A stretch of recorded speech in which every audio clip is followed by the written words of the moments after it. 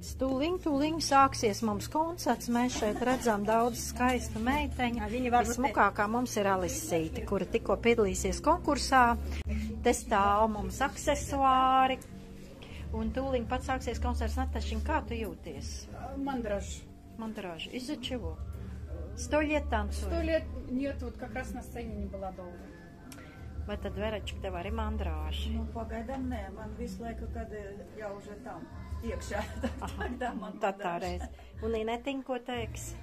Zitiņ, es pēc tavas jogas esmu mierīgāk un stabilāk. Kā 7 kamieļi.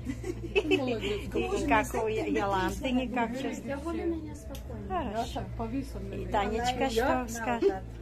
Mierīgi. Un Vienīte? Višķiņi ir uztraukums, visu laiku nebija, bet tagad ir. Man dzīve ir roki un kaut kā.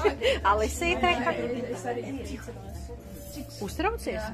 Nu, tu taču tikko no skatuves Rīgā esi nokāpus. Te jau nu galīgi nekas. Mans lielākais uztraukums vienmēr pirms koncerta ir nevis par dejām, nevis par kompozīciju, bet par to, lai tehnika nepielīg. Lai neizslēdzās aparatūra kaut kādā koncerta vidū vai kaut kas tam līdzīgs. Tīri tehniskas lietas man vienmēr ir satraukuši. Pārējais viss, es esmu pilnīgi pārliecināta, visi nodejos kā vienmēr labi. Kur tad mēs esam pazuduši? Nekur. Neviens nav palicis nedejojis.